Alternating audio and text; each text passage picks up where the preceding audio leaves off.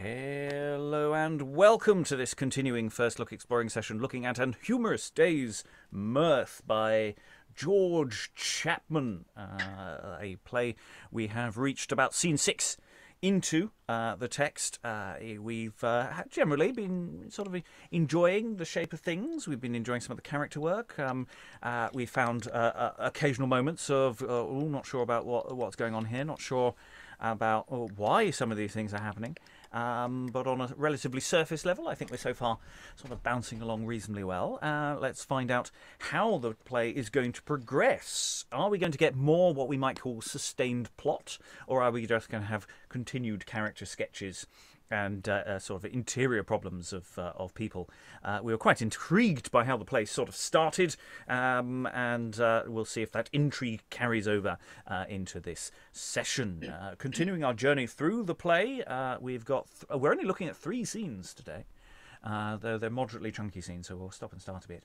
And we may have some clashes in terms of the doubling, so we may have to pause occasionally while everyone takes a step to the left to make sure that the dialogue can come out. Otherwise, people may just do silly voices to determine who they are at any given moment. Reading today, 2 characters that we don't think we've actually met yet. Lavel and Verone is... I'm Eric, and I am an indomitable thief. Reading Colinet, Martia and Jaques or Jaques is... Hi, Alan Scott, based in Suffolk. Reading Labervele, the Countess Moren and Blanuel is... Rachael, talking about secondhand bookshops in the chat. Excellent. I always love content that the video viewers will not have any access to at all. It always makes this feel so inclusive. Especially when we do random in-jokes that nobody actually knows the reason for. And things like that, where we don't actually ever properly explain why we do some of the things that we do. Reading Labesha, Foyes and Berger is... Sarah Blake, actor, writer and director based in Germany. Reading King, we're going to meet a king, as well as Moren and Rowley is... Hello, my name is Lynn. I'm coming to you from the northwestern United States. Reading Lemot and Maid, and possibly doubling as somebody else later on, is... Hello, I'm Helen Good. I'm a historian. I'm in Hull. And reading Florilla, Dowsecer and Boy is... Briony Sparrow, actor in Lincolnshire. The Shed is great. Indeed it is. And I'm your host, Robert Crighton. I will be briefly bouncing in occasionally or redistributing the part of Catalian, depending on how that flows. I'll also be reading stage directions and being moderately compendious. So without further ado, we are going to dive back into the play in scene 6. The last few scenes we've been generally having all of the various plot strands starting to meet each other. We've got, I say, various different humorous characters who are interacting, various people trying to woo other people, various people trying to stop other people wooing other people, and some people just generally mocking other people for being just a bit silly. We've had a hint that we're going to be meeting some new characters, that we're going to meet the king and the young Lord Dowsecer, and others, so we may get to meet some new people, but we're going to open scene 6 with people we have already met. Enter Florilla, the Puritan. However, she has been lured to the dark side as in her best attire. Now am I up and ready. Ready, why? Because my clothes once on, that call we ready. But readiness, I hope, hath reference to some fit action for our several state. For when I am attired thus, countess-like, 'tis not to work, for that befits me not. 'Tis on some pleasure, whose chief object is one man's content, and he my husband is. But what need I thus be attired, for that he would be pleased with meaner weed? Besides, I take no pleasure thus to please him. I am content because it is my duty to keep him and not to seek no further. But if that pleasure be a thing that makes the time seem short, if it do laughter cause, if it procure the tongue but heartily to say, I thank you, I have no such thing, nor can the godliest woman in the world, against her nature, please her sense or soul. She may say, this I will, or this I will not, but what shall she reap hereby? Comfort in another world, if she will stay till then. Enter her husband, Labervele, behind her. Yea, marry, sir, now I must look about. Now if her desolate prover come again, shall I admit him to make farther trial? I'll have a dialogue between myself and manly reason to that special end. Reason, shall I endure a desolate man to come and court my wife, and prove her constancy? Reason, to court and prove her you may bear, my lord, for perfect things are not the worse for trial. Gold will not turn to dross for deepest trial. Before God a comfortable saying, thanks, gentle reason, I'll trouble you no more. God save, sweet wife, look up, thy tempter comes. Let him, my lord. I hope I am more blessed than to relent in thought of lewd suggestion. But if by frailty you should yield in thought, what will you do? Then shall you keep me close, and never let me see man but yourself. If not, then boldly may I go abroad. But how shall I know whether you yield or no? Hear us yourself, my lord. Tut, that were gross, for no woman will yield in her husband's hearing. Then to assure you, if I yield or no, mark but these signs. As he is proving me, if I do yield, you shall perceive my face blush, and look pale, and put on heavy looks. If I resist, I will triumph and smile, and when I hold but up my finger, stop his vain lips, or thrust him on the breast, then is he overthrown both horse and foot.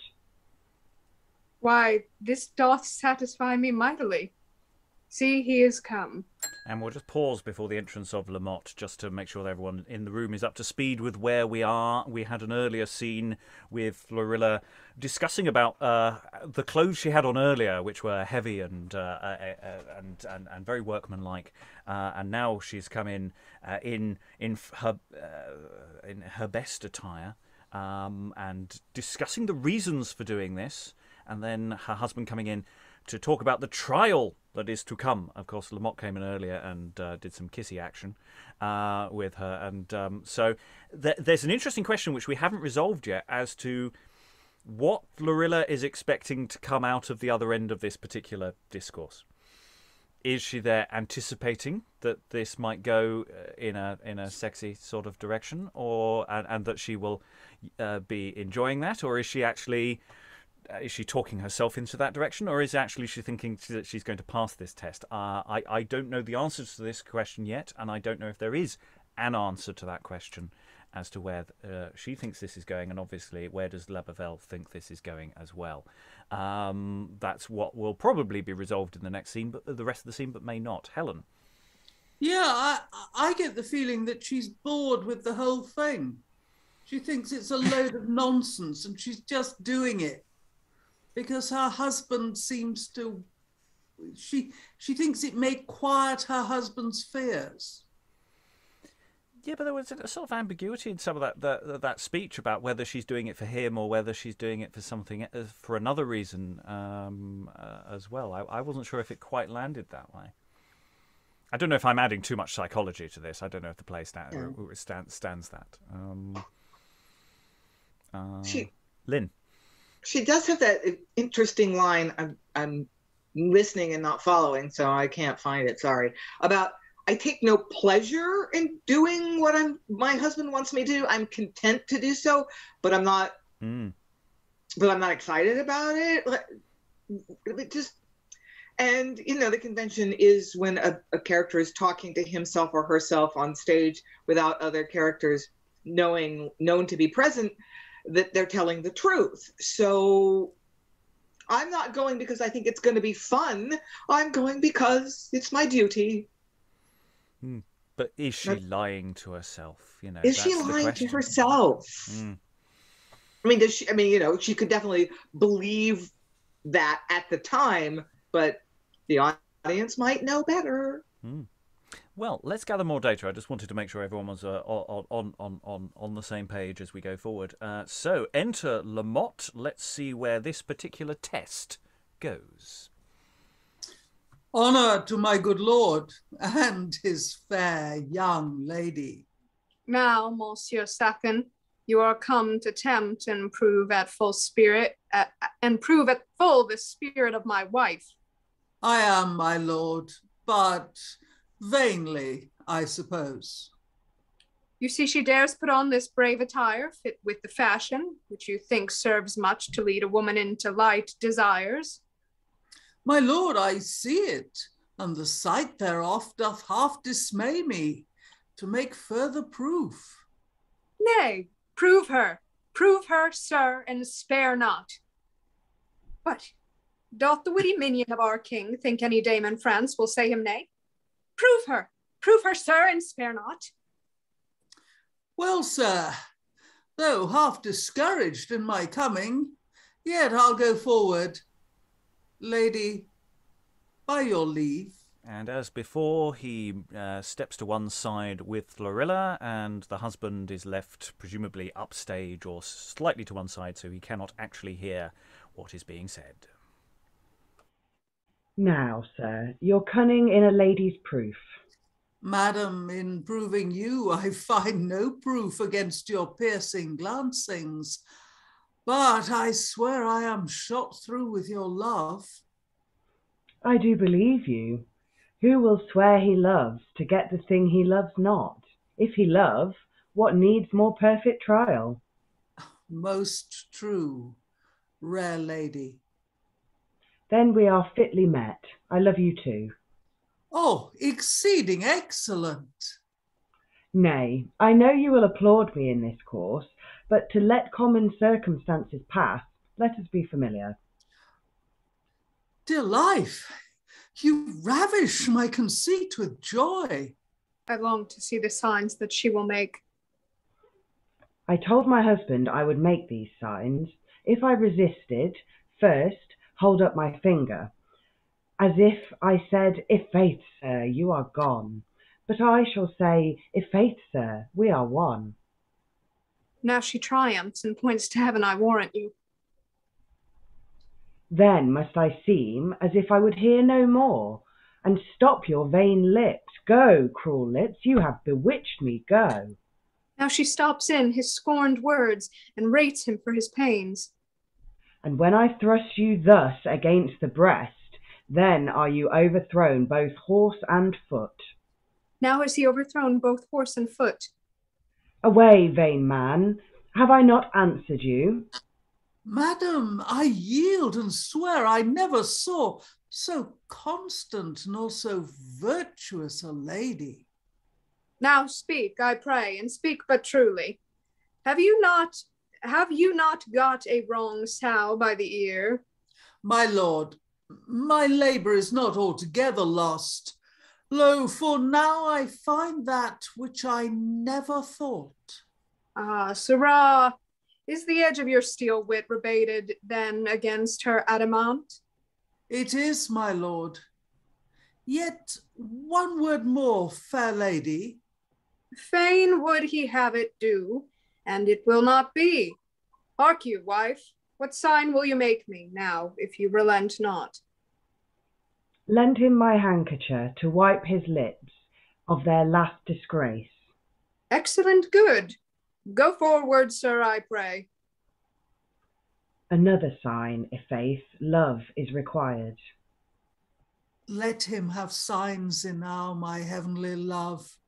Then know there is a private meeting this day at Verone's ordinary, where, if you will do me grace to come and bring the beauteous Martia with you, I will provide a fair and private room, where you shall be unseen of any man, only of me and of the king himself, whom I will cause to honour your repair with his high presence.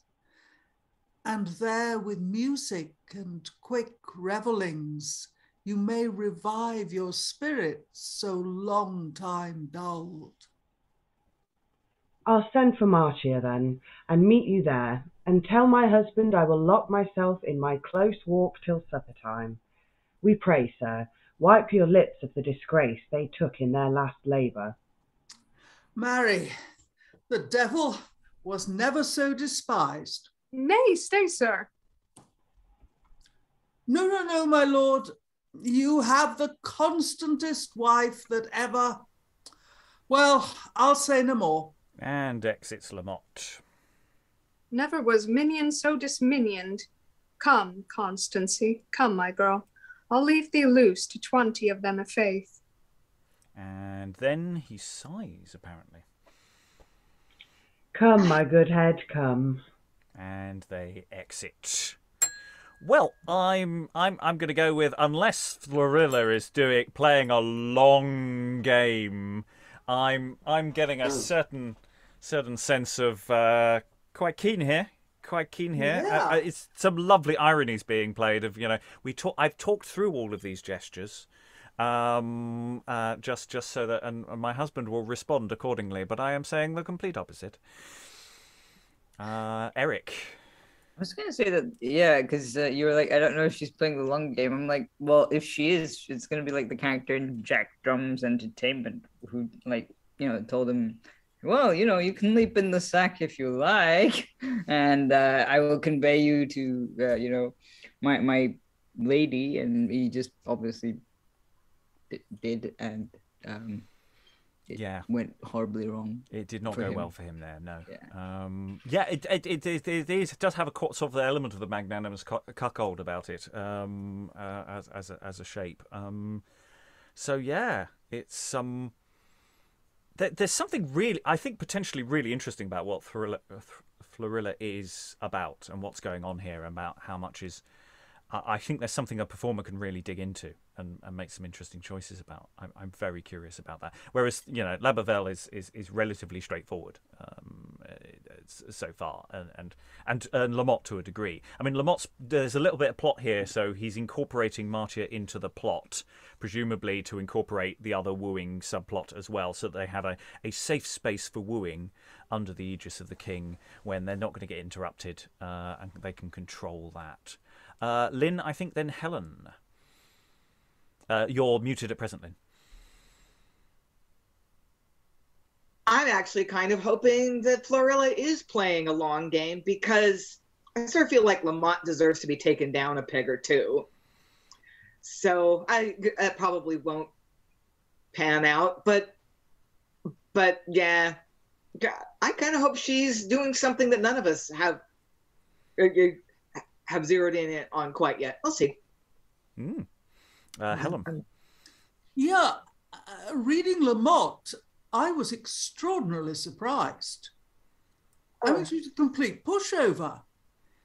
I didn't have to do any wooing at all. I didn't have to put on all my special tricks, my voices, my wooing gestures, nothing. She just fell straight into my hands. And in fact, she was in charge of do this, do that, make these gestures. This is how we're going to deceive my husband. I mean, I was playing the king card rather in desperation in order to stay in control.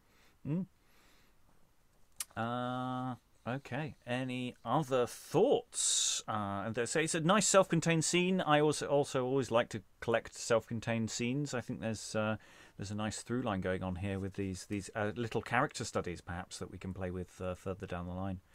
I'm really interested in how they all flow together. Just checking on the various the things. So Lemot has already done has done test number 1. This is test number 2 for Lemot. So he's previously gone around to Florilla and kissed her in front of her husband as a test, which she passed brilliantly. He's also been in on the whole Martia sort of plot line as well. So there's real interesting question about what Lemot's long game is as well, about how much he's going to get away with, and how much we want him to get away with. That's an interesting question, actually, how we're responding to him. Eric. I was going to say Florilla is a particularly interesting character because she's one of the only female characters I can think of who actually philosophize. Like she has the whole thing of, so what does it mean if I want to cheat, or if I at the beginning of the scene she did this whole speech soliloquy at the beginning, where it was sort of her, this I will not, but what shall she be thereby, kind of like just pondering her options basically. I don't know, it's just an interesting thing to think about because usually female characters don't get that. Yeah, because it's real contrast with Martia, who is also a really interesting character, but who is mostly monosyllabic. I mean, her put-downs are so nice, but she doesn't actually say very much as a character, whereas we are getting a little bit more from Florilla. At least certainly we've had 2 mini soliloquies, primarily about clothing. So I don't know how deep that's been going, but there is something going on there.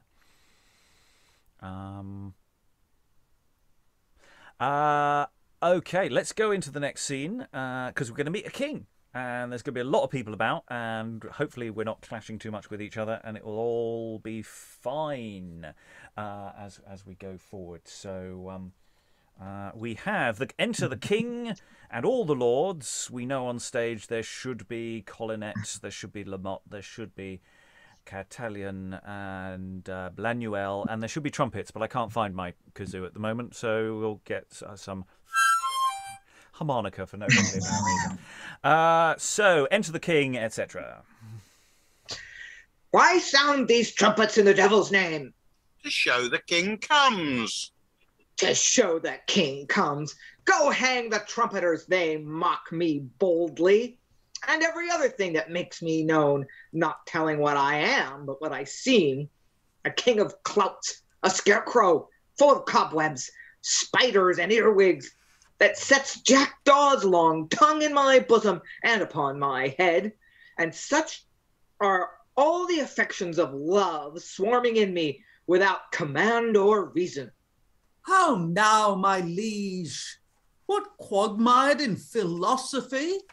Bound with love's whipcord and quite robbed of reason? And I'll give you a receipt for this presently. Peace, Lemot. They say that young Lord Dowsecer is rarely learned, and nothing as lunatic as men suppose, but hateth company and worldly trash, the judgment and the just contempt of them having in reason arguments that break affection, as the most sacred poets write, and still the roughest wind. And his rare humor come we now to hear. Yea, but hark you, my liege, I'll tell you a better humour than that.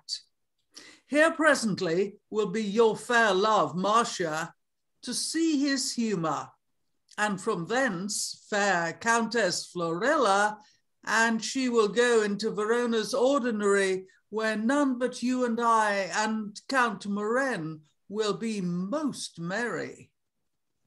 Why, Count Moren, I hope, dares not adventure into any woman's company but his wife's. Yes, as I will work, my liege, and then let me alone to keep him there till his wife comes.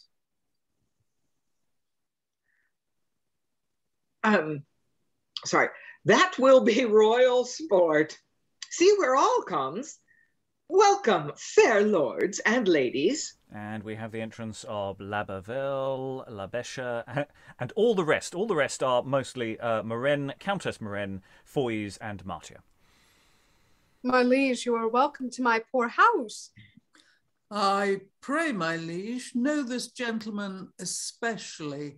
He's a gentleman born, I can tell you. With all my heart. What might I call your name?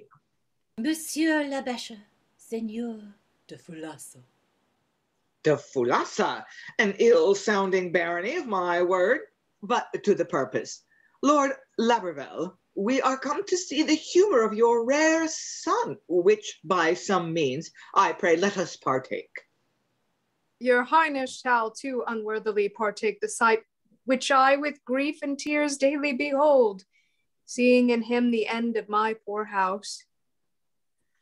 You know not that, my lord, your wife is young, and he perhaps hereafter may be moved to more society. Would to God he would, that we might do to your crown of France more worthy and more acceptable service.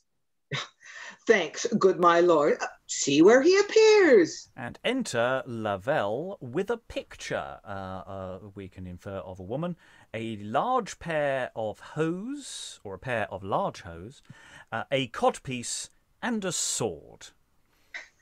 Say, Lavel, where is your young friend, the young Lord Dowsecer? I look, my liege, he will be here anon, but then I must entreat your majesty and all the rest to stand unseen, for he as yet will brook no company. We will stand close, Lavel.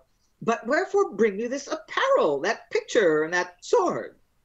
To put him by the sight of them in mind of their brave states that use them, or at the least of the true use they should be put unto. Indeed, the sense thus still stir up the soul, and though these objects do not work, yet it is very probable in time she may, at least we shall discern his humor of them. See where he comes, contemplating. Stand close. And enter Dowsecer. Quide potest videri magnum in rebus humanis, quo eternitas omnis totiusque nota sit mundi magnitudo. What can seem strange to him on earthly things, to whom the whole course of eternity and the round compass of the world is known. A speech divine, but yet I marvel much how it should spring from thee, Mark Cicero, that sold for glory the sweet peace of life, and made a torment of rich nature's work, wearing thyself by watchful candlelight, when all the smiths and weavers were at rest, and yet was gallant ere the day-bird sung, to have a troop of clients at thy gates, armed with religious supplications, such as would make stern Minos laugh to read. Look on our lawyers' bills, not one contains virtue or honest drifts, but cares, cares, cares, for acorns now no more are in request. But when the oak's poor fruit did nourish men, men were like oaks of body, tough and strong. Men were like giants then, but pygmies now, yet full of villainies as their skin can hold. How like you this humour, my liege? This is no humor. This is but perfect judgment. Is this a frenzy?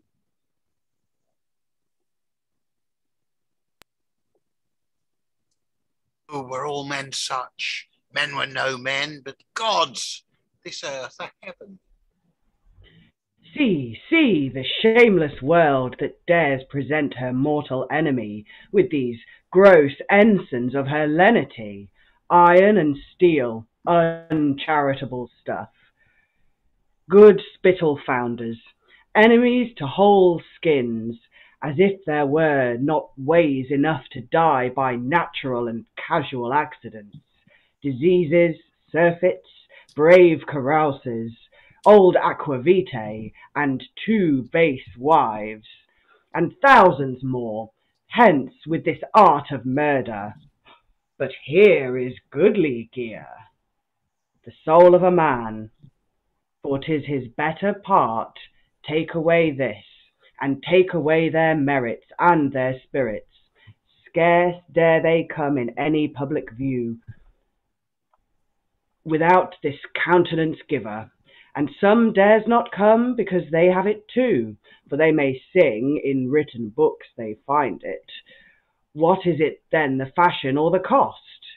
The cost doth match, but yet the fashion more, for let this be but mean, so in the fashion and 'tis most gentlemanlike, is it so? Make a hand in the margent and burn the book. A large hose and a codpiece makes a man. A codpiece, nay, indeed, but hose must down. Well, for you gentle forgers of men, and for you come to wrest me into fashion, I'll wear you thus, and sit upon the matter.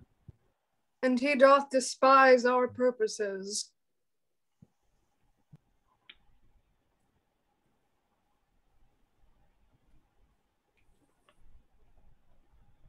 That would be me. Bear with him yet, my lord. He is not resolved.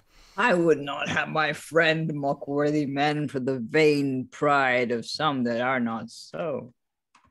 I do not here deride difference of states, no, not in show, but wish that such as want show might not be scorned with ignorant Turkish pride, being pompous in apparel and in mind, nor would I have with imitated shapes men make their native land the land of apes, living like strangers when they be at home, and so perhaps bear strange hearts to their home, nor look a snuff like a painet's tail, for nothing but their tails and formal locks, when like to cream bowls, all their virtues swim, in their set faces all their in parts then, fit to serve peasants or make curds for doors. But what a stock am I thus to neglect, this figure of man's comfort, this rare peace? Heavens grant that make him more humane and sociable. Nay, he's more humane than all we are. I fear he will be too sharp to that sweet sex. She is very fair. I think that she be painted, and if she be, sir, she might ask of me, how many is there of our sex that are not? 'Tis a sharp question, marry, and I think they have small skill if they were all of painting. 'Twere safer dealing with them, and indeed, were their minds strong enough to guide their bodies, their beauteous deeds should match with their heavenly looks. 'Twere necessary they should wear them, and would they vouchsafe it, even I would joy in their society. And who would not die with such a man?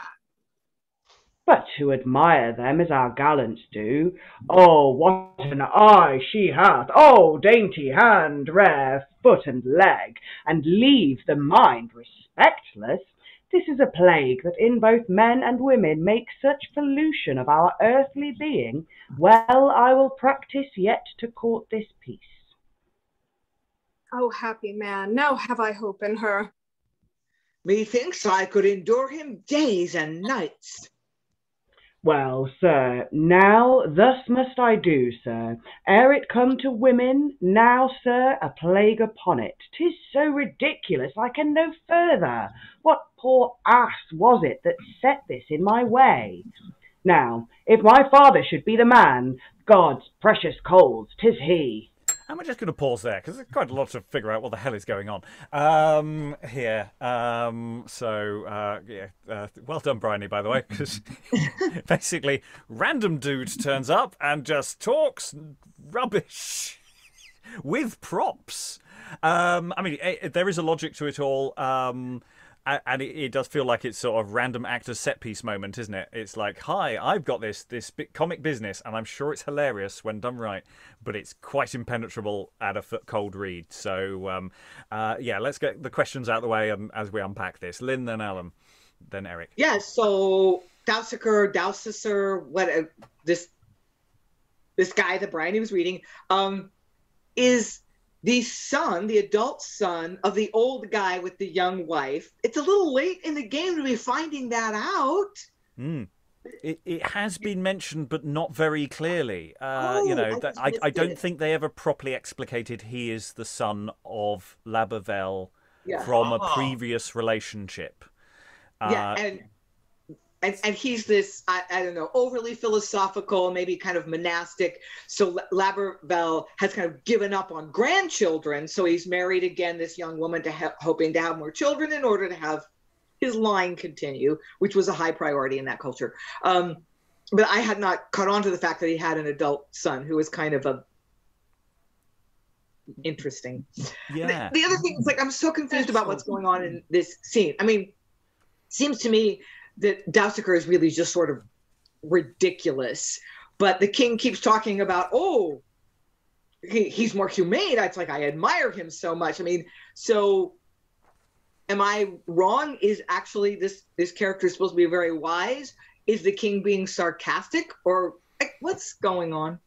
Yeah, I think that's a really good question. Is the king being sarcastic? I don't have an answer on that front at all. I mean, so far with this play, it does seem to be that people are just finding people who are a bit strange and just going, let us mock them, which is a bit problematic in places. But I don't know whether the king is playing into that game, whether the king is genuinely. I'm not sure. I don't have an answer. We'll see what the room says. I'll go to Alan, then Eric, then Rachael. Yeah, I think the discussion is just clarified, because I must admit, I thought, hold on a minute, I didn't think Labervele had a son. And again, this comes back to the question I raised yesterday, that one of the things a director would need to do if you were staging this would be to actually define more clearly than is done at present in the dramatis personae who is who and what the relationships are. Yeah. I'm trying to you know, and if effectively, I can almost see Dowsecer as thinking of a posh boy who's maybe swallowed one too many books but hasn't actually digested them. Well, yeah, I mean that's the thing, is he's being set up as he's another humour. I mean, we've had constant references to, you know, the humour stuff pops up again, of going, here is an example of another humorous person. And I wonder whether he has any fundamental plot function, or whether he's just there as this scene's comic relief, and that he's got this set piece that's hilarious. Eric? See, I thought, I don't know if it's the way Briony was reading it, but I thought Dowsecer was more like, you know, sort of Lord Flashheart, like, woof! Kind of, but over the top, like, to the point, because he does go, you know, back when I was younger, men were men, and so there is that kind of element of, but then kind of, I don't know, it's interesting because he also seems to be an accidental feminist by going like, you know, that we're sort of, women should also have a brain, or like we don't really think about the women's brains as we do of their bodies, kind of thing. Yeah, it's the fact he comes on. They bring on props for him. You know, that Lavel comes. You know, wheels on a basket. He's going to do his thing now. He's been rehearsing it all week, and on he comes, and you get this thing. And I don't know what the context is. Like that's expected that you know, here is time, or he's going to do his performance piece, or whether it's just he just does these spontaneously, and somebody just copes. Rachael. My thing is just the introduction of the king, just how he walks in. It's such a I don't know, contrast, whatever you want to call it, of how you expect a king to walk in. You know, they're playing the trumpets and the music, and he just comes in and he's like, shut it up, shut it all up, turn it down. I don't he comes in with the most cranky personality, like he doesn't, like he's been woken up rudely. What do you call it, like the opposite of the king from that one Turkish play that was obviously supposed to be like a student play, and he was a fantastic king, like the best king that you've had. This is like the opposite, the one who's like, oh, you're gonna get this guy's wife, and she'll be my mistress, perfect. You know, don't wake me up though. Yeah, it's absolutely right. The thing is, the king is, you know, everywhere he goes, someone plays trumpets at him. What if the king doesn't like trumpets? You know, it's like the rain god who doesn't like rain, and doesn't know that they're a rain god, and just constantly hates rain, constantly raining on him, and he's just miserable all the time. Yeah, absolutely. It's just, this is all just stupid. Just can we not have it, please? And it's like the trumpeters are going, but it's my one job. I want this really sad trumpeter just walk off at this point, going, oh, this is all I've got, man. I've got no pension. Don't retire me, man. Eric. Yeah, I think the king has a hangover or something. It's like, no, stuff those trumpets and hang the bed and we play them and that kind of thing. It's very much that element of. But then he's also very willing to play along with Lemot's plan. Well, it's a distraction, isn't it? I think from the interminability of his life. Not telling what I am, but what I seem. I think that's an interesting thing about a king. You know, a king is all about performance, and he'd actually like to be viewed for who he is. Won't somebody understand me deep down inside? Alan. Yeah, maybe he's just fed up with ribbon cutting. I think it must get tedious. It must get tedious. Any other thoughts? Because we paused mid-scene because there is still more. There's a bit of daddy-son discussion, dialogue now coming up next. Lynn. Just a quick point of order. I talked to myself briefly at the top of page 27. Just once that I know of, but you want me to just cover it with a funny voice? Yeah, cover it with a funny voice. You've told us it's coming. It'll be fine. Okay. If it's only once, then it'll be okay.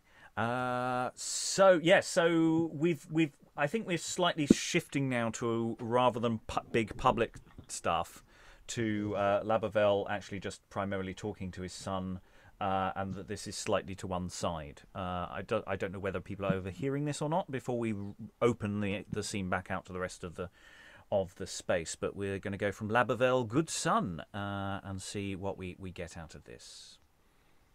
Good son, go forward in this gentle manner, in this gentle humor. Observe this picture. It presents a maid of noble birth and excellent parts, whom for our house and honour's sake, I wish thou wouldst consent to marry. To marry, father? Why, we shall have children. Why, that's the end of marriage and the joy of men. Oh, how you are deceived. You have but me, and what a trouble am I to your joy. But, father, if you long to have some fruit of me, see, father, I will creep into this stubborn earth and mix my flesh with it, and they shall breed grass to fat oxen, asses, and such like. And when they in the grass the spring converts into beast's nourishment, then comes the fruit of this my body forth. Then may you well say, seeing my race is so profitably increased, that good fat ox and that same large-eared ass are my son's sons. That calf with a white face is his fair daughter, with which when your fields are richly filled, then will my race content you. But for the joys of children, tush, 'tis gone. Children will not deserve, nor parents take it. Wealth is the only father and the child, and but in wealth no man hath any joy. Some course, dear son, take for thy honour's sake. Then, father, here's a most excellent course. This is some comfort yet. If you will straight be gone and leave me here, I'll stand as quietly as any lamb, and trouble none of you. An apless man. I'll like you this humour yet, my liege.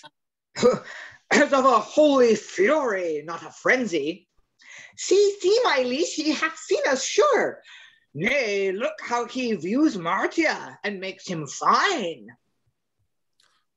Yes, my liege, and she, as I hope, well observed, hath uttered many kind conceits of her.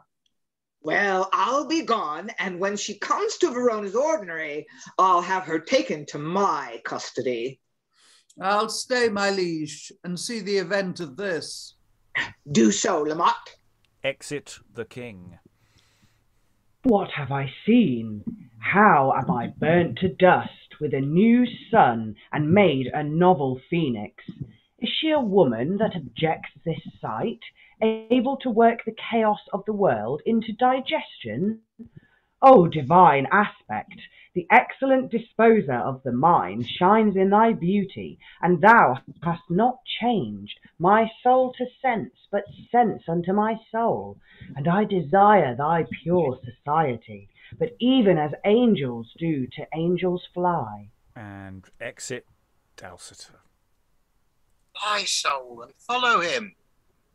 I marvel much at my son's sudden strange behaviour. Bear with him yet, my lord. 'Tis but his humour. Come, what? Shall we go to Verone's ordinary? Yea, for God's sake, for I am passing hungry. Yea, come, Monsieur Lemot. Will you walk? What? Will you go? Yea, sweet bird, I have promised so. Go to. You shall not go and leave me alone. For one meal, gentle bird. Verone invites us to buy some jewels he hath brought of late from Italy. I'll buy the best and bring it thee, so thou wilt let me go. Well said, flattering Fabian. But tell me then, what ladies will be there? Ladies, why none? No ladies used to come to ordinaries, madam. Go to, bird. Tell me now the very truth.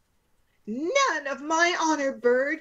You never heard that ladies came to ordinaries. Oh, that's because I should not go with you. Why, 'tis not fit you should. Well, hark you, bird. Of my word you shall not go, unless you will swear to me you will neither court nor kiss a dame in any sort till you come home again. Why, I swear I will not. Go to, by this kiss. Yea, by this kiss. Martia, learn by this when you are a wife. I like the kissing well.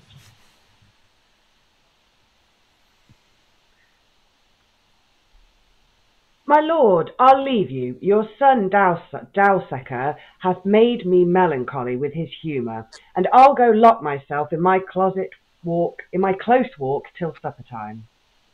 What, and not dine today? No, my good head. Come, Martia, you and I will fast together. With all my heart, madam. And exit Florilla with Martia to somewhere private. Well, gentlemen, I'll go see my son. And exit Labervele. By Our Lady, gentlemen, I'll go home to dinner. Home to dinner? By your lord, but you shall not.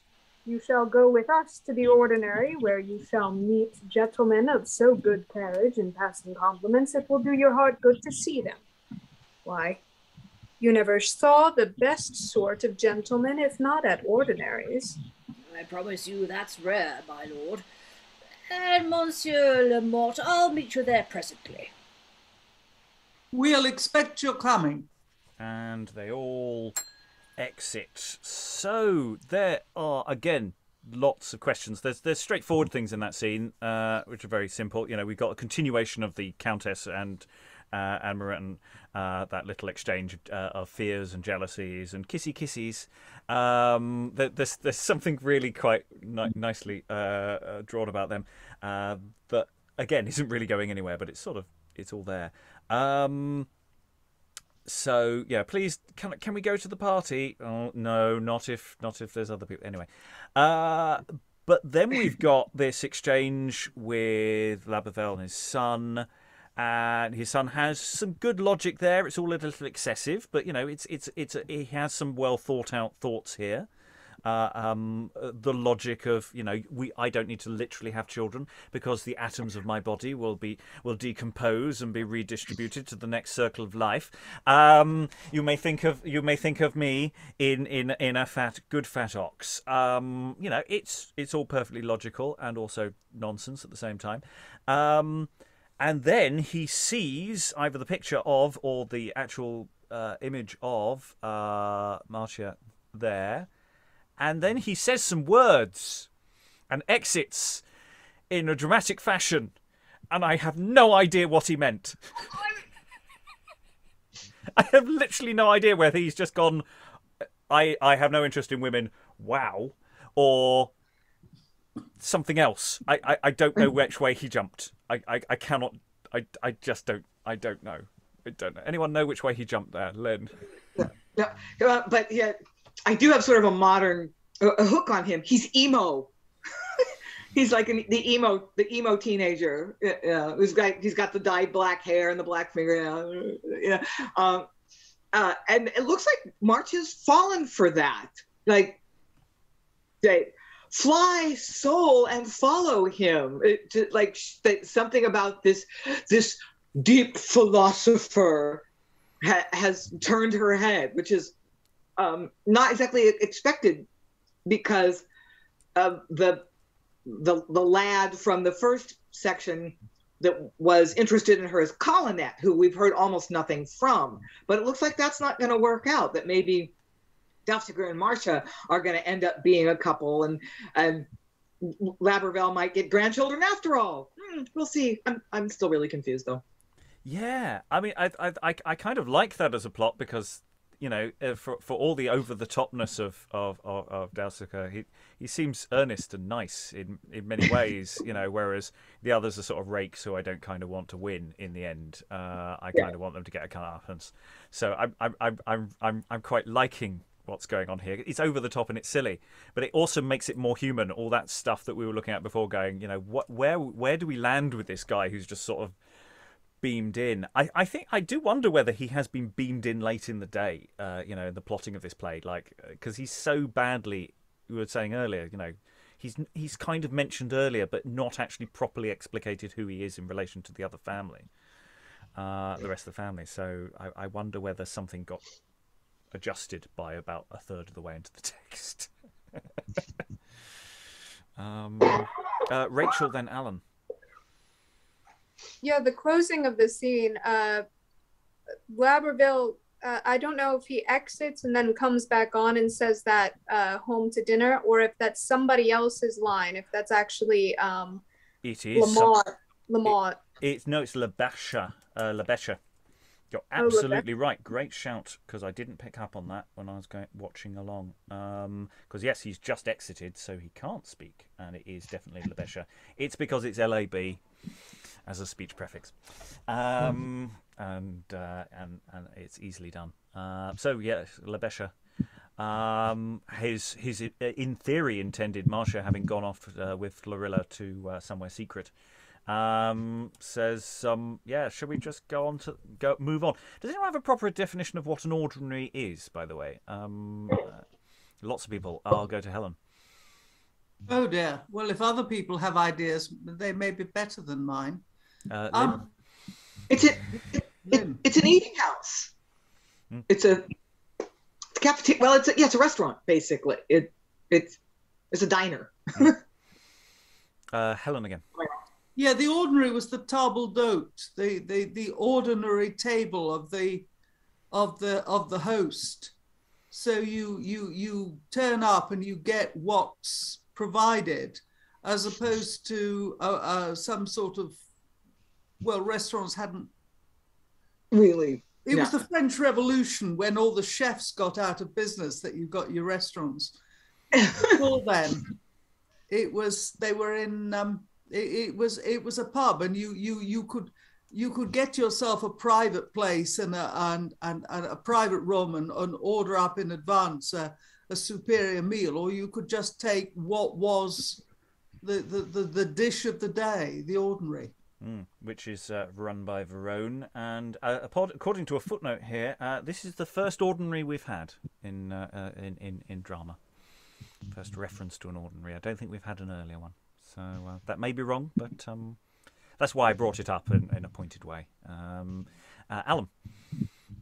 I must admit, I thought I had encountered it. It may have been in one of the texts that I've prepped that we haven't yet read. We've also done some 17th century stuff, so remember, everything's chronological. But what I was thinking was that effectively the ordinary is very much seems to be part of the London tradition, and possibly more a middle class than an upper class situation.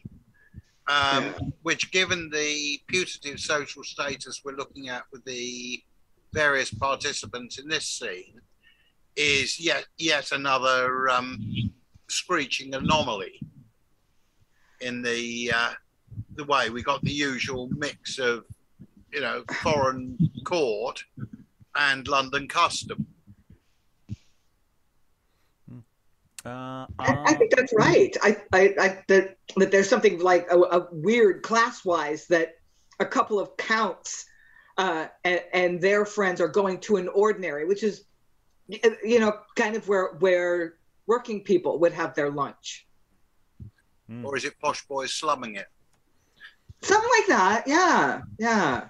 Well, to a degree, we're going to get a sense of what an ordinary is like in the next scene, so we will get more data in a moment. Sarah? Yeah, absolutely. Just to follow up on what Lynn said, I think that's exactly right, because look at the way Labervele describes it. You shall not meet gentlemen of such good carriage in passing compliments. It's that kind of enthusiasm. It's like, I found this great caff, and it's full of workmen. And Tarquin and I went there yesterday, and we had the best full breakfast ever. And you've just got to go because it's fabulous. I mean, it's that kind of thing, isn't it? It's. I mean, it struck me as being quite a modern speech, that, because it's like, I found this little gem of a place, and it's so full of colourful characters. Yeah, I think it's definitely posh boys slumming it. Yeah. Eric. 5 stars on TripAdvisor. Oh no! Don't tell anyone about it, because then it will ruin the place. Because you'll have so many other people coming in, and it's authentic. That's what it's really authentic. So I don't generally bring other people with me, because I like to view. Never met anyone like that before. Okay, let us go to this place. This is a long scene, and in fact our last scene, I think, of the session. So we may pause midway through it as again. Scene 8. Enter Verone with his napkin upon his shoulder, which I think denotes something there, and his man Jaques or Jaques, and his son, a boy. Bringing in cloth and napkins. Come on, my masters, shadow these tables with their white veils. Accomplish the court cupboard. Wait diligently today for my credit and your own, that if the meat should chance to be raw, yet your behavior is being neither rude nor raw, may excuse it. Or if the meat should chance to be tough, be you tender over them in your attendance, that one may bear with the other. Faith, some of them be so hard to please, finding fault with your chair and discommending your wine, saying they fare better at Verone's for half the money. Besides, if there be any chebules in your napkin, they say your nose or ours have dropped on them, and then they throw them about the house. But these be small faults. You may bear with them. Young gentlemen and wild heads will be doing. Come. Enter the maid. Come. Whose wit was it to cover in this room in the name of God, I trow? Why, I hope this room is as fair as the other. In your foolish opinion, you might have told a wise body so, and kept yourself a fool still. I cry you mercy, how bitter you are in your proverbs. So bitter I am, sir. Oh, sweet Jaquina, I dare not say I love thee. Must you control us, you proud baggage, you? Baggage? You are a knave to call me baggage. A knave? My master shall know that. I will not see them. Master, here's your maid uses herself so saucily that one house shall not hold us too long, God willing. Come hither, huswife. Pardon me, sweet Jaquina, I must make an angry face outwardly, though I smile inwardly. Say what you will to me, sir. Oh, you are a fine gossip. Can I not keep honest servants in my house, but you must control them? You must be their mistress? Why, I did but take up the cloth, because my mistress would have the dinner in another room. And he called me baggage. You called me knave and fool, I thank you, small bones. Go to. She were wise enough would talk with you. Go thy ways for the proudest harlotry that ever came in our house. Let her alone, boy. I have schooled her, I warn thee. She shall not be my maid long, if I can help it. No, I think so, sir. But what, shall I take up the cloth? No, let the cloth lie. Hither they'll come first, I'm sure of it. Then, if they will dine in the other room, they shall. And enter Rowley. Good morrow, my host. Is nobody come yet? Your worship is the first, sir. I was invited by my cousin Colinet to see your jewels. I thank his worship and yours. Oh, here's a pretty place for an ordinary. I'm very sorry I have not used to come to ordinaries. I hope we shall have your company hereafter. Oh, you are very like so. And enter Berger. Good morrow, my host. Good morrow, good Monsieur Rowley. Oh, good morrow to you, sir. What? We two the first?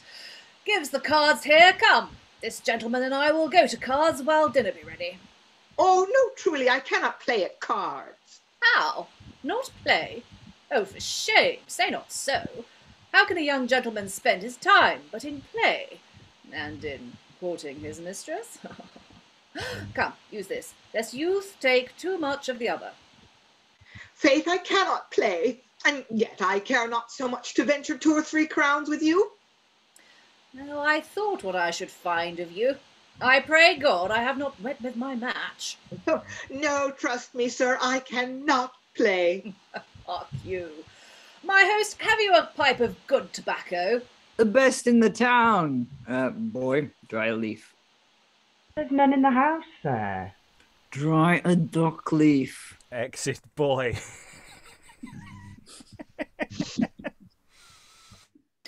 My host, do you know Monsieur Blanuel? Yea, passing well, sir. Why, he was taken learning tricks at old Lucilla's house, the muster mistress of all the smock terrors in Paris, and both the board and the panzer were carried to the dungeon. There was dungeon upon dungeon, but call you her the muster mistress of all the smock terrors in Paris? Yea, for she hath them all trained up afore her. Enter Blanuel. Good morrow, my host. Good morrow, gentlemen all. Good morrow, Monsieur Blanuel. I am glad of your quick delivery. Delivery? What didst thou think I was with child? Yea, of a dungeon. Why? How knew you that?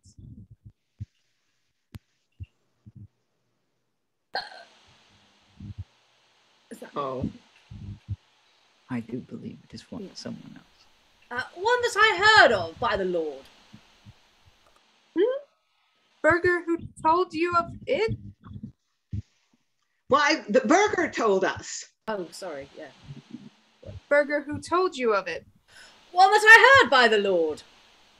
Oh, excellent. You are still playing the wag. Enter Lemot and Moren. Doubling may now get increasingly complicated. Good morrow, gentlemen. Gentlemen all, good morrow. Good Monsieur Rowley. At your service. I pray, my lord. Look what a pretty falling band he hath. 'Tis pretty fantastical, as I have seen. Made with good judgment. Great show, but little cost. And so it is, I promise you. Who made it, I pray? I know not, in faith. I bought it by chance. It's a very pretty one. Make much of it. Enter Catalian sweating. I will do some sweating there. Boy, I prithee call for a coarse napkin. Good morrow, gentlemen. I would you'd been at the tennis court. You should have seen me about Monsieur Bazin, and I gave him 15 and all his faults. That it's more for him than ever God will do for thee. Jaques, I prithee fill me a cup of canary, 3 parts water. You shall have all water if it please you. Enter Maid. Who called for a coarse napkin? Marry, I, sweetheart. Do you take the pains to bring it yourself? I have at ye by my host's leave. Oh, wait, sir! Fie for shame! Hark you, my host, you must marry this young wench. You do her a mighty wrong else. Oh, sir, you are a merry man. I think we'll pause because it's going to get more confusing as we go. The intimated suggestion is that Catalian tries to kiss her. I'm thinking he more a gropey action myself is perhaps more. I don't know. It's whatever it is. It's gross and horrible, and not unknown. There's a really nice setup here of the establishment side of things, which is a bit shambolic, but also knows its job, and customers who are just. I mean, I'm not sure where we put them on the arsehole scale, but they're,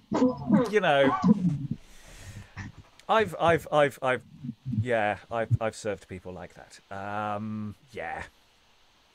But some lovely stuff. I'd like that. Basically all the stuff about we're putting down cloths today, and some people clearly don't get that at all. Do we take them off now? No, we leave the cloths. That's good, and remember, smile. Service with a smile will cover up the fact that some of the food might be not of its best, and then calling for tobacco, and it's just dry a dock leaf. That'll do. Any old weed, dry it out and put it in. Thoughts from the room about customers and staff and everything in between. Who wants to leap in first? Briony, did you wave earlier? I loved the dock leaf moment, but yeah, this is, as somebody who's spent more than their fair share behind a bar, this is all too real. Yeah. Yeah. So little has changed in the 400 odd years here. It is quite depressing. Alan. I'm just wondering whether Verone is actually a predecessor of Basil Fawlty. there are certain resemblances. Yeah, well, I have to say, I put in the chat, just that whole there's a sort of Baldric coffee moment as well in some of this, of just going, what have we got available, and Jaques could easily have come from Barcelona. Lynn, then Rachael. Yeah, I don't know if Verone, his wife, is an onstage character, but the maid says, "My mistress thinks we should do it in the other room." So there's an offstage Sybil if Verone is Basil Fawlty, that there's this tension about who actually runs the establishment, Verone or his wife, and he wants to do it in this room and she wants to do it in the other room, and the sort of sniping between the servants, the maid and the boy, and you get the feeling like they're always like this, and then Verone says, "Yeah, I'm gonna fire her. I'm gonna fire her. She's not gonna be my maid," and that he makes that threat every day, and she's been working there for years. Yeah, and it's a really good setup gag as well that you can play with and establish and do more with. The idea that they keep moving stuff into the other room, and he keeps having to tell them to put it back, even if there's no dialogue for that. That this is a constant thing of just going, "No, that lives there," and back and forth. Rachael, then Helen. The dock leaf moment. Is a dock leaf just like a common weed? Is there any specificity beyond that? It's not poisonous or anything like that? No, but it was the thing you were always told: if you got stung by stinging nettles, you find a dock leaf, and then nobody knows really, apart from a dock leaf is a big broad leaf. Nobody actually really ever gets it right as to which leaf it is. So lots of children in my generation are used to rubbing random leaves onto stinging nettle stings and probably doing themselves terrible harm. But yeah, it's just a broad leaf, so it would break down, function as tobacco. When I was at uni, I seem to recall some people smoking some tea. One particular instance, they may have been smoking other things prior to that. Helen. I don't see it so much as Basil Fawlty, Moren, and his relationship with the maid is what interests me, because there's a mistress somewhere, so presumably he is married. Right. But on the other hand, his relationship with the maid is interesting, because he's very much not telling her off, but appearing to tell her off. And if his wife appeared, you could while he was busy telling her off, you could see him turning to her and saying, "You stupid woman." Does anybody understand what I'm talking about? Yeah, we're making references to the television sitcom Allo Allo, which was set during the Second World War and lasted twice as long. Was it only that? It felt longer. I think it was about 10 years. I think it was. The Anyway, first 5 were good. yeah, and that was a spin-off of or a spoof of Secret Army, which is actually quite a good series. Which with Bernard Hepton as the cafe owner type person. Anyway, Eric, recommend it. It's on DVD. I think it may be on BritBox as well. Anyway, Eric, we're not sponsored by any of these things. We would like to be. I don't know, maybe. Yeah, it's just this world. Like, why do they keep coming back here if it's so shit? Or is it just like sort of near the place, like no one else goes there, so they kind of how do you call it? They kind of just like hanging out there. Is it just like an establishment that they've been to? Because you get the impression that they go there quite often, and yeah, it's kind of, why do they go for the company? Do they go for the maid? I think it's location. I think, it's next to the tennis court, and it's next to X, and it's the place you go to afterwards for your quick pint before you move on.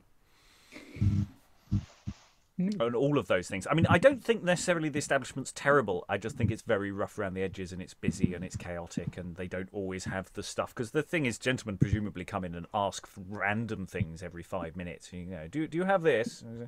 Yes, sir. We definitely do. Do we? No. Once asked for an Irish coffee in an establishment, and they said absolutely we'd love to do that, and there was this weird moment in a conversation, and see someone walk out, and then someone came back 5 minutes later with some cream, and it was clearly just for my order. I felt really guilty, but anyway. Tales we can all tell. We should carry on because there's more of this scene to go, and I say the doubling is going to get very confusing, so just keep it all as tight as we can, and see how it goes. So, Catalian has been charming with the maid. I'm very sorry. At this moment, enter Foyes and Labesha.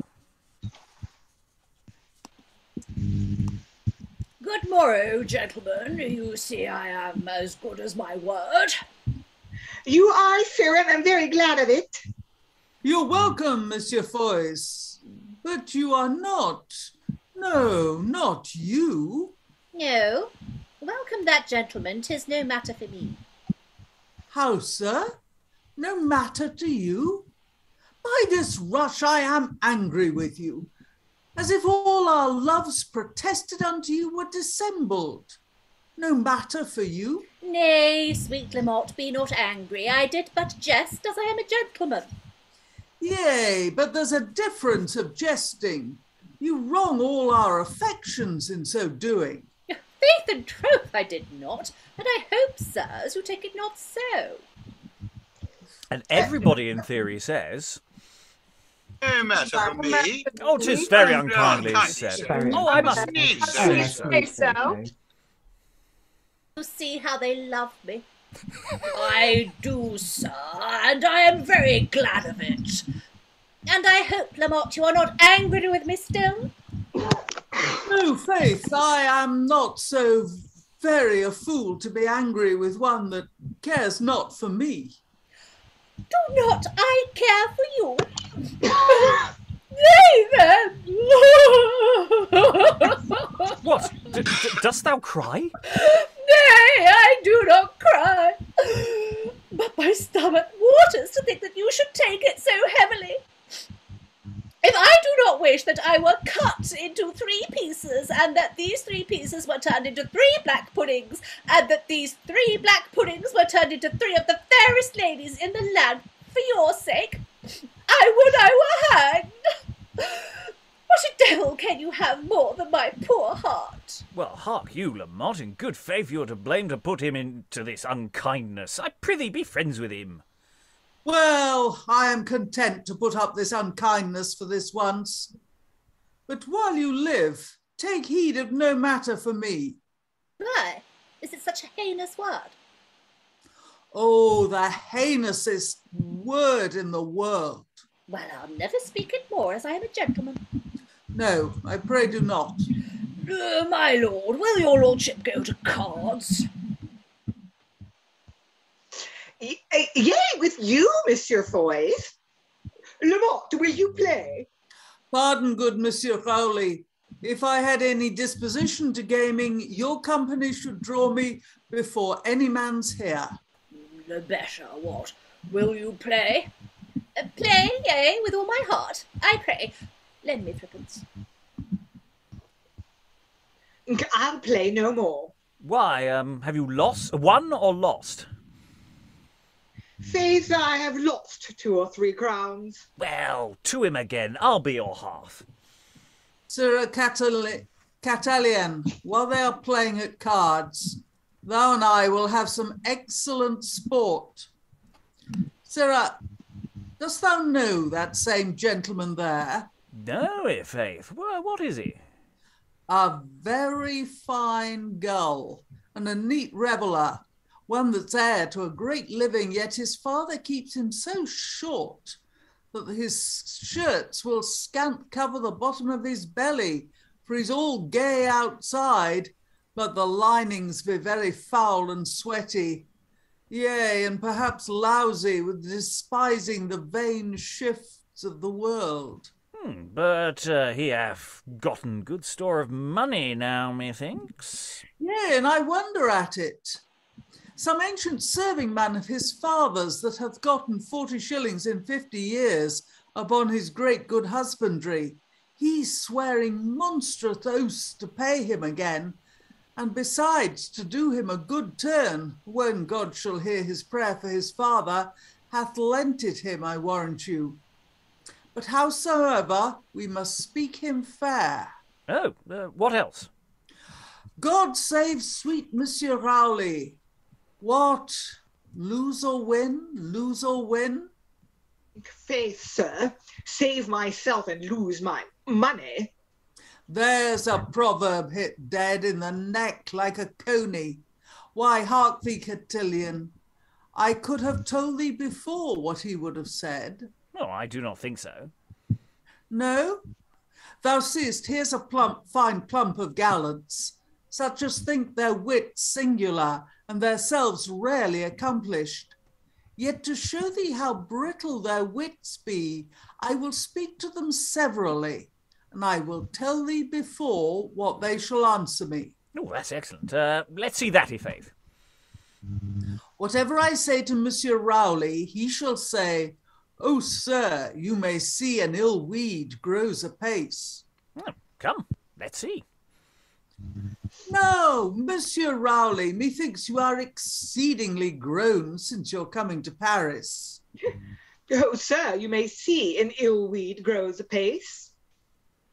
This is excellent. Forward, sir, I pray. Whatsoever I say to Labesha, he shall answer me, "Black will bear no other hue." For that same old justice, as greedy of a stale proverb, he shall come in the neck of that and say, "Black is a pearl in a woman's eye." Yea, much, i' faith. Look thee, here he comes. Labesha, Catalian and I have been talking of thy complexion, and I say that all the fair ladies in France would have been in love with thee, but that thou art so black. No, sir, black will bear no other hue. Oh, sir, black is a pearl in a woman's eye. You say true, sir, you say true. Sir Catalian, whatsoever I say to Berger, that is so busy at cards, he shall answer me, "Blood, I do not mean to die as long as I can see one alive." Well, come, let us see you. Why, Berger? I thought thou hadst been dead. I have not heard thee chide all this while. Blood, I do not mean to die as long as I can see one alive. Why, but argue, Lemot, I cannot make this lord answer so roundly. Oh, as right as any of them. Oh, and he shall answer me with an old Latin proverb, that is, usus promptus facit. Once more, let's see. My lord, your lordship could not play this game very lately, and now methinks you are grown exceeding perfect. Oh, sir, you may see, usus promptus facit. Oh, once more, let's see. Hang on. How about, no, sorry, Enter Jaques. Enter Jaques, I apologise, I went backwards. Monsieur Lemot, here is a gentleman and 2 gentle women do desire to speak with you. What are they come? Jaques, convey them into the inward parlour by the inward room, and there's a brace of crowns for thy labour. But let nobody know of their being here. I warrant you, sir. Exit Jaques. See where they come. Welcome, my good lord and ladies. I'll come to you presently. So now the sport begins. I shall start the disguised king plaguily. Nay, I shall put the lady that loves me in a monstrous fright when her husband comes and finds her here. Enter the boy. The gentleman and the 2 gentlewomen desire your company. I'll come to them presently. Gentlemen, I'll go speak with one and come to you presently. And the boy has spoken into Foyes' ear, perhaps during this at this moment, and exit Foyes. My lord, I would speak a word with your lordship if it were not for interrupting your game. No, I have done the mark. My lord, there must a couple of ladies dine with us today. Ladies, God's my life, I must be gone. Why, hark you, my lord, I knew not of their coming, I protest, your lordship. And would you have me turn such fair ladies as these are away? Yea, but hark you, Lemot, did you not hear me swear to my wife that I would not tarry if there were any women? I wonder you would suffer any to come here. Why, you swore but by a kiss, and kisses are no holy things. You know that. Why, but hark you, Lemot, indeed I would be very loath to do anything that, if my wife should know of it, should displease her. Nay, then you are too obsequious. Hark you, let me entreat you, and I'll tell you in secret, you shall have no worse company than the king's. Why, will the king be there? Yea, though disguised. Who are the ladies? The flowers of Paris, I can tell you, fair Countess Florilla and the Lady Martia. Enter Jaques. Monsieur Lemot, the gentleman and the 2 gentlewomen desire your company. I'll come to them straight, but Jaques, come hither, I prithee. Go to Labesha and tell him that the Countess Florilla and the Lady Martia be here at thy master's house. And if it come in question hereafter, deny that thou told him any such thing. What, is this all? Blood, I'll deny it and forswear it too. My lord, I'll go and see the room be neat and fine and come to you presently. Yea, but hark you, Lemot, I really take such order that they be not known of any women in the house. Oh, how should they? Now to his wife I go, i' faith. Exit Lemot. Hark you, Monsieur Labesha, I pray let me speak a word with you. With all my heart. I pray, look to my stake. There's threepence under the candlestick. I pray, sir, do you know the Countess Florilla, the Lady Martia? Do I know the Lady Martia? I knew her before she was born. Why do you ask me? Why, they're both here at my master's house. What? Is Mistress Martia at an ordinary? Yea, that she is. By skies and stones. I'll go and tell her father. And exit Labesha, enter Lemot and the Countess. What, you are out of breath, methinks, Monsieur Lemot. It is no matter, madame, if it is spent in your service that bear your age with your honesty, better than 100 of these nice gallants. Indeed, it is a shame for your husband that, contrary to his oath made to you before dinner, he should be now at the ordinary with that light hussif Martia, which I could not choose but come and tell you. For indeed, it is a shame that your motherly care should be so slightly regarded. Out on thee, strumpet and accursed miserable dame. Well, there they are, nothing else. Now, to her husband I go. And exit Lemot. Nothing else, quoth you. Can there be more?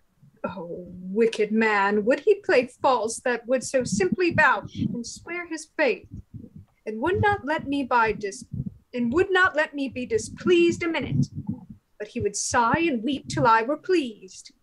I have a knife within that razor sharp, and I will lay an iron in the fire, making it burning hot to mark the strumpet. But 'twill be cold too, ere I can come thither. Do something, wretched woman. Taste thou there. And exit the Countess. Enter Lemot. My lord, the room is neat and fine. Wilt please you go in? Enter Verone. Gentlemen, your dinner is ready. And we are ready for it. Jack, shut the doors. Let nobody come in. And they exit. There's a lot of movement going on here, a lot of stuff going on. A lot of questions, constant questions about Lemot. Why is Lemot doing half the things he's doing? We know he's already stated earlier that he's just sort of shit-stirring, and he's just going to make things really awkward. The question of where the Countess is coming on from, there's intimation that might be in an above space. So that the suggestion might be that when the Countess asks Monsieur Lemot why you're out of breath, it's because he's just had to climb a flight of stairs in relatively short order, and then has to run back down again to re-enter the main stage area. That is a possibility. Not necessarily in all spaces, but possibly one of the things. So yeah, we are setting up a sort of farce situation here of, oh, I mustn't be seen with ladies. There are ladies in the house. Oh no, I hope my wife doesn't find out. I'm just going to tell his wife. His wife find out. And all of these various different cogs are in theory now whirring, hopefully for hilarious outcomes. We've got a really interesting. There's a game of cards going on. There's some betting, so there's some people are doing some action while other people are doing comedy business with Catalian and Lemot going, I can predict things. Look at me puppet master these people. Not sure how practically funny that is. There's a little bit of casual racism just flies in there. But yeah, the basic principle of that structurally sort of works. I just need to tweak that.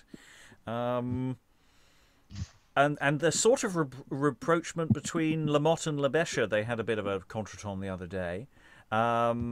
I like this whole thing about the heinous word, the heinousest word that there is. There's some nice turns of phrase and business. So there's life to this scene because of how it would be staged. But once we got sort of about halfway through, it was a case of, yeah, it felt harder in the room to make that land in this context. Thoughts. Eric, then Alan. I think it's also because clearly cannot speak. Clearly, there's a lot of business going on. There's clearly a table in the corner where they're playing cards and stuff while the others are commenting, and sort of all that stuff. And in cold read, obviously, we can't bring that across. And I was just like, okay, so Lemot is shit stirring all the things, and this is going to be either really bad or really funny. It can be both at the same time. What you kind of want is the audience to be sort of caught in that awful cringe of just, no, please don't let it get any worse. That's sort of where you're hoping for, I think, with this kind of comedic situation. Alan, then Helen. Yeah, I must admit, it feels to me almost like it's a sketch that has been developed fairly heavily previously, and maybe almost the rest of the thing built around it. Because it is a set piece, and I think probably read at pace, a lot of the dialogue would almost overlap. And it's almost like a classic stage farce of people popping in and popping out all over the place, some of which is not that well explained by the few stage directions that we've actually got. You've already highlighted the point, where the heck is the Countess? To be close enough to actually feature in the action. But not seen by anyone else, yeah. But totally unseen, and supposedly having been told not to appear. But I think played at pace, there would be a lot of very busy action to keep it going. You've got the gaming going on in the background. You've got the pub staff are effectively running around like the proverbial, trying to get things organised and probably not doing so well at it. I mean, it does feel like a classic farce in this situation, isn't it? That we if we'd restructured how we were reading it slightly more, to have done slightly more yesterday, and then sort of the run into this today, and then we could have done what is presumably going to be the climax of this little set piece before closing resolutions. So it might be, again, a slight problem tomorrow when we start, that we actually need to get back into gear into the middle of this situation that's now been set up, and we might slightly banjax how that lands, which would be a shame. I hope it will land, if it's good, of course. So far it's doing all the work. Helen. Yeah, I think Jaques is making a lot of money out of this. Yeah, I think there's handout all the time, isn't there? Yeah, I think every time he gets to take a message, give a message, keep a secret, blow a secret, he's been paid for it. Oh yes. And I think that's a piece of comic business that would repay looking at. And in fact, the relationships between, I think we've seen 4 members of staff so far, haven't we? Maid, Boyd, Jaques, and the boss. And their relationships, I think, are something that really need to be sorted out. Their hierarchy. And the whole thing about what service is required at this point. You know, I mean, are they continually bringing drinks to people? Food, drinks, random smoking, tobacco. Because, I mean, you go into any place like this and nobody gives a damn what you want to eat. The first thing they ask is, what can I get you to drink? Because that's what, as we got the setup of the tobacco gag, we got to have at some point someone just going, thank you very much. In the background. There's several. There's a couple of bits. One which was disguised in the text, where there are all. So the room sort of interacts in. So there's sort of rhubarb sort of stuff going on. The way that everybody goes, these are all my friends, and yes, oh, absolutely. Moment which I really like, that it's not specified as to who gets what line. You just have a selection. And that feels like a very modern script thing as well. That I quite like. Alan. Yeah, I must admit I'm not entirely sure it was a dock leaf that they were drawing. Given some of the verbiage that came out of some of the characters, I'm suspecting other herbs with other psychoactive properties. No, I'm just going with beer. I think this is all good standard pub bollocks being spouted by a lot of these people. I mean, that's an interesting question, actually. You know, for all the witty stuff that Lemot and Catalian are doing, Or is it actually that they're just being the kind of arses that you find in this kind of establishment? Because stepping aside from say the casual racism bit, it's like they're picking on Rowley. And it's interesting here, that line about the linings be very. It looks lovely on the outside, but the linings be very foul and sweaty. There's some fascinating details in there. Who's next? Rachael. I was just gonna say, I actually have a couple things that I want to ask. The thing with the attitude these guys have, I think it's also partially like class. That, I mean, these are rich guys walking into a lower class establishment, and then also I wanted to ask about some of the stuff that Alan mentioned, that even though I don't think that they're smoking marijuana or something like that, was that also a herb that was available at this time to people periodically? And then also, Alan said it as a joke and the tips add pounds, but was there a concept of tipping at this time too? Was marijuana and tipping a concept for people in the UK at this time? Helen. Marijuana, no. Strange herbal things that make you do and say strange things did seem to exist, but only in literature for plot purposes. You don't really come across them much. I mean, there's plenty of people who accuse people of slipping love potions and whatever into drink. But I don't think that any of our modern hallucinogenics, opium did exist, but not very refined. And it was not readily available. Practically everything was, all the drugs of choice were alcoholic. And tipping is a universal constant. The only place that I have ever heard of where it doesn't exist is in Australia, and they're changing. Yes, especially because there's a lot of services that are expected which don't have any kind of set fee. You want a servant to do something for you. You will barter. You will negotiate a price for, and that's hence the fact that all the stuff about Jaques is, etc. That they're presumably doing quite well, because it's going, how much is that? That's a very good price. Thank you very much, sir. Because he's very keen on saying, I'll do whatever you want. So whatever he's been handed money wise was probably good. Or even excessive. Indeed. Lynn, were you wanting to jump in? Yeah, I was just saying that my understanding is that certain service jobs had no salary, that these people survived on, a groat here and a couple of pence here for carrying messages or giving somebody access to a powerful person. Tips were how a lot of people who in service made all their money. Helen. Yes, they would normally think of them as fees rather than tips.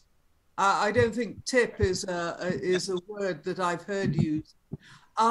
Certainly, I mean, the idea of the servants in the inn would have bed and board.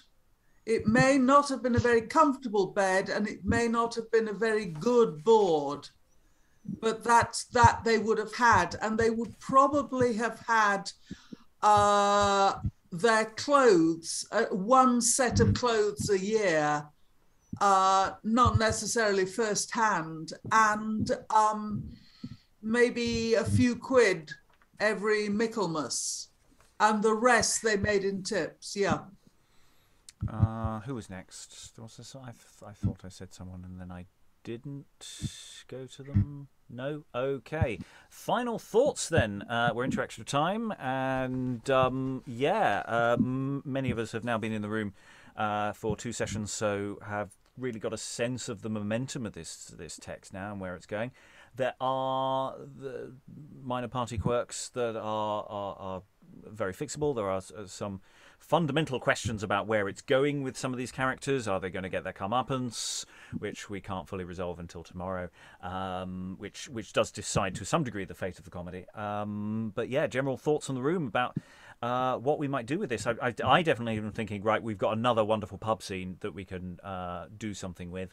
We've had several very interesting tavern scenes before, and options. So that sort of element. There's some nice character study elements that I'm quite liking, and yeah, some problematic-y bits. But really, it's going to be a question of how it all lands tomorrow. But yeah, round the room, Sarah, any final thoughts? How humorous are you finding these humours?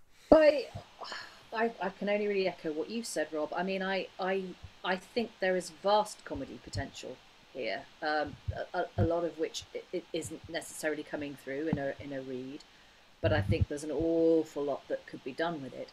I love the fact that so much of the dialogue is so modern sounding. I mean, that to me just tells me that Chapman was a really good observer of people. You know, because people don't change over the centuries. So the fact that, you know, you've got all these different types in the pub, and even before the pub, actually, even before they got to the ordinary, I just thought there was some really good observational dialogue that would land really well with a modern audience.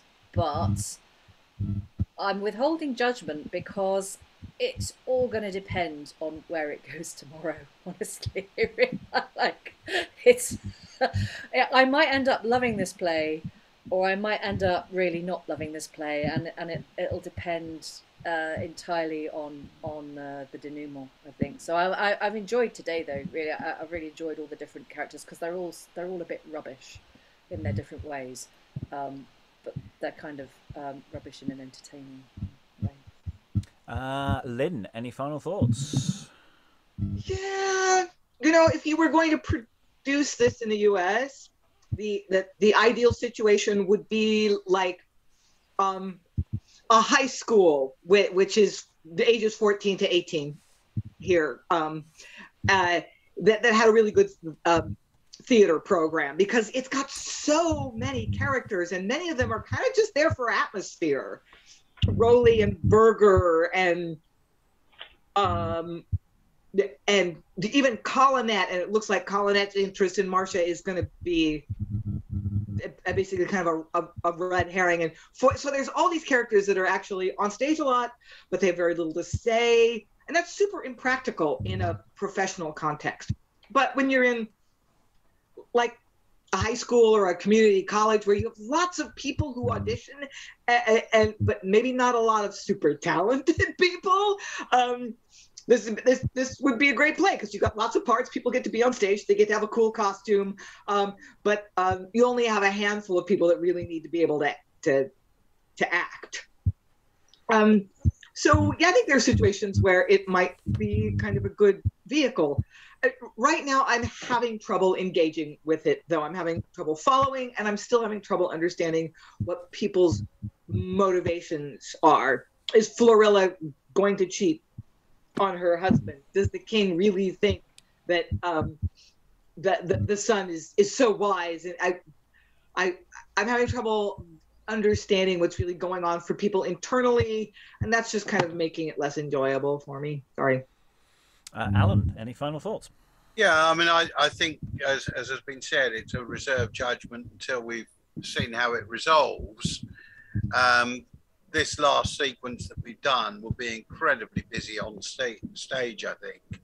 And following Lynn's thought of a school one, I was thinking much more of a sort of youth theatre group, which is probably more common in this country than the performing arts high school, you know, because you can find roles for practically anybody who turns up, you know, even if it's third hanger on the left. But the key, you're down to maybe 8 key roles in the piece, if that. Yeah, that question of doubling is interesting. Actually, I'm wondering whether actually it is more doubleable than we think. I mean, it wouldn't be a small cast, but I don't know if the company needs to be massive. I think we'll know better tomorrow. Because obviously, for example, this sequence, we don't have the king, we don't have the countess.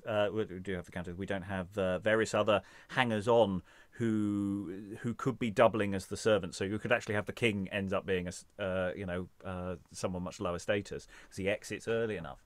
So it might, and with some minor tweaking, you might be able to elide a few characters and do some things to simplify it and get it down to a more manageable number. I don't know if that's practical yet. I mean, this is a relatively small room for us. We were doing some extreme doubling here, but I think we could get it down to under a dozen, which is kind of what we have to do for any of these plays. But maybe not. I like the idea of going all out and getting as many people involved as possible, and that might be an option as well. Rachael, any final thoughts? I really loved the king today. I know he was only in for one scene, but he just comes on with such a personality, a grand personality,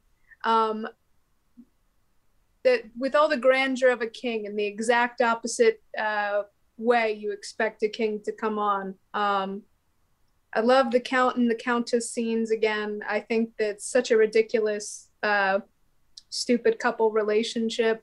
I don't know. All these characters are like, it's like Sarah said, they're just a little bit rubbish. So they're all just funny. There's so much ridiculousness. I was trying not to absolutely corpse during the scene, the beginning scenes between Labervele and Florilla. I really want to know how it ends to come to a real final opinion, though. Briony, you've only been here for this session. How's coming in mid-flow? How's it landing for you? I don't like to judge these things too soon, but I'm enjoying it. There's a lot of really fun, horrible people, which is always a bonus. What was his name that I was reading earlier? Dowsecer. I did not understand at least half of what I was saying, but it was still fun to say it. And you still got an idea of how it should be said. And the same like the king, straight away, just stepping into the room and having these moments that are just so much fun. I'm very interested to see where it goes. Eric, any final thoughts? Yeah, I'm enjoying it with reservations. I'm not intended. It's kind of I don't know. There were parts like in this last scene where I was like, if this was a Q script, this would be very, very hard to do. Just like because there are, but it's very much like because I think that's why you get all the individual name drops of like, oh yeah, and that guy, Labervele or whatever, for example, when I say this is going to answer this, and sort of rather than them going, yeah, you know him, and like sort of not knowing who he's pointing to, that's kind of. I don't know. I was thinking of the structure of it, the way it was written. It's like, yeah, it totally makes sense in that way.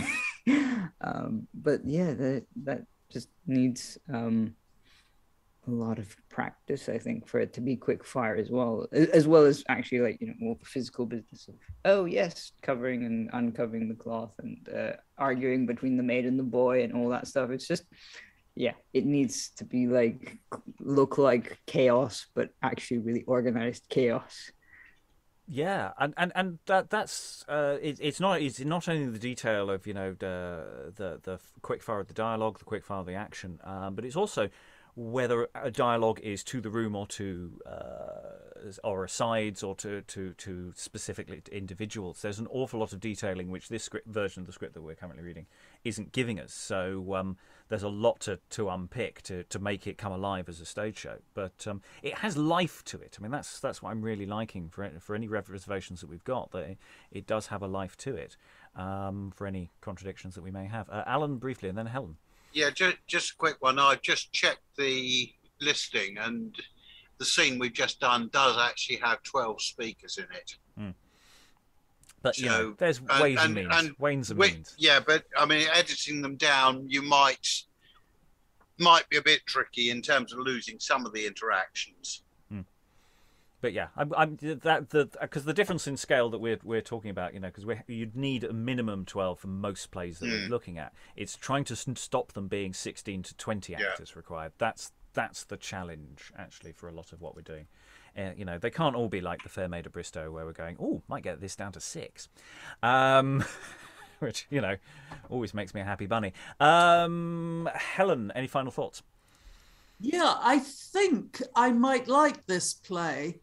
The trouble is that it's practically the only play that I can remember reading on Zoom where I felt I can't cope with this unless I can actually see it interactive and in real life and actual people saying the lines to each other in some sort of context, because it is, I feel very strongly that there is a perfectly wonderful play here, but I can't quite find it.